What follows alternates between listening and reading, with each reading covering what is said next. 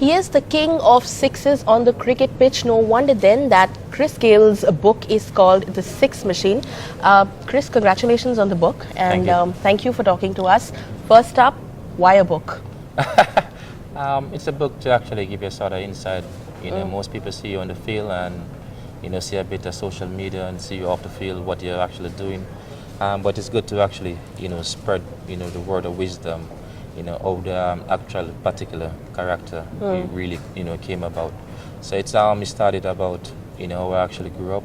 You know, most people would know, you know, my history of growing up and those sort of things. So it's giving a bit of insight and a bit of story about a bit more of Chris Gayle.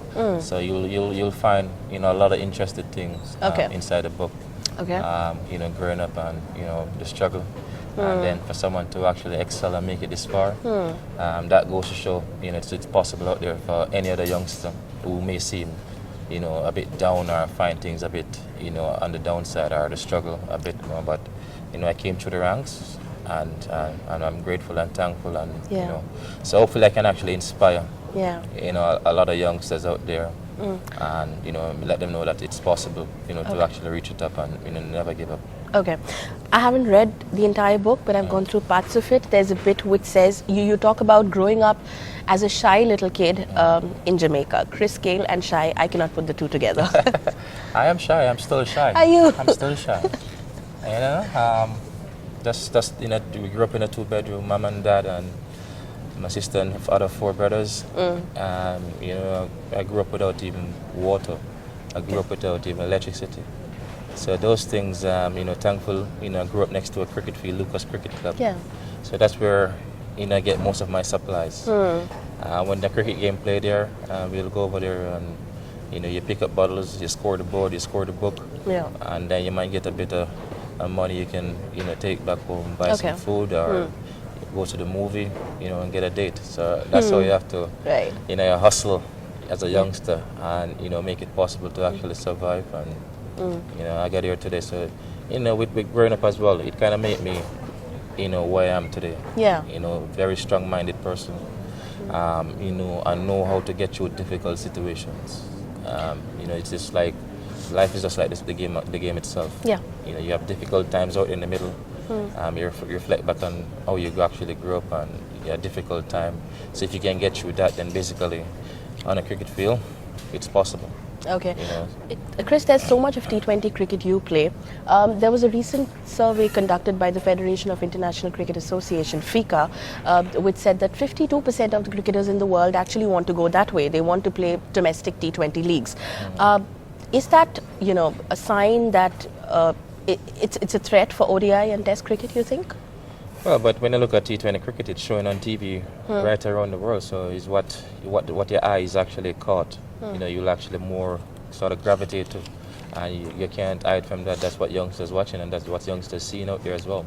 And, you know, the cricket actually turns into a big business as well. You know, so people actually, our players might look at it and say, listen, that's a situation where, you know, it's a livelihood place where I can actually make a better living, you know, for my family rather than, you know, play somewhere else or say, listen, I'm going to do a 9-to-5 work.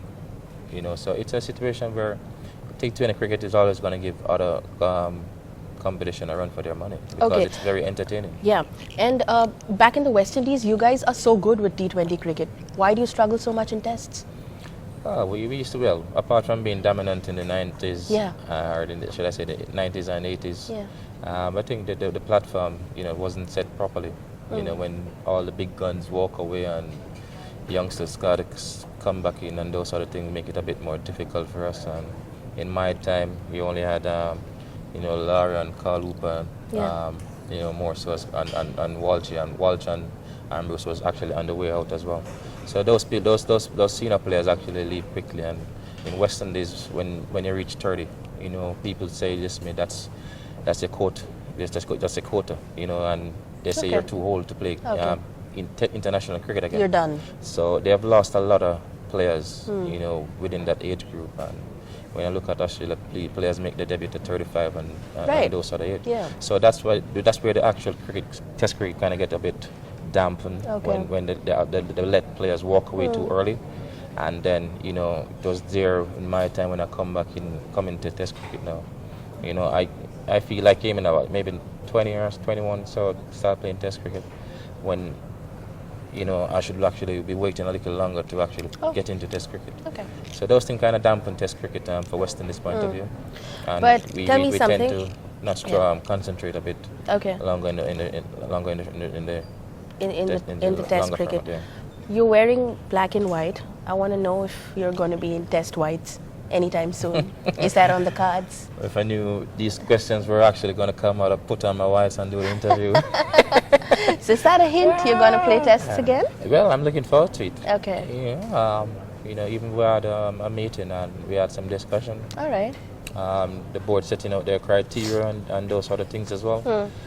You know, but you know, my prolonged injury of the back as well, so I got to try and, you know, still keep in shape, keep strong. But like I mentioned, you know, I'm 36. Still a couple more years. Still can't wait. There's no rush to actually get back. More triple centuries, I'm sure. Definitely have one more inside. Okay. All right. Okay. Chris, you spend a lot of time in India, play the IPL here every year, and Virat is a teammate of yours. How have you seen Virat evolve as a cricketer and as a captain? He have actually, you know, gained more maturity, you know, since becoming the captain as well. You know, his younger days, you know, he still got that sort of aggression, you know, which is good with it to have, as a cricketer to have inside of it, have inside of him. But he knows how to curve his game even better now. He knows his body, he knows his mind, so which is very important for a youngster. The quicker you can learn those things, learn more about yourself and your gameplay, you're going to be even more dominant and more dangerous.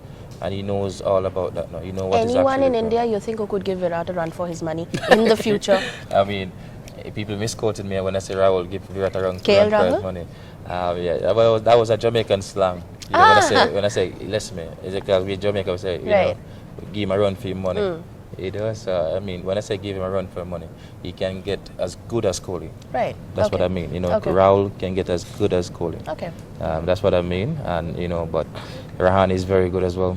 You know, I always like Rahane. He's very smooth operator. Okay. Go about his business, and you know, he's should score a lot of runs in even the longer format as well with his style of batting as well.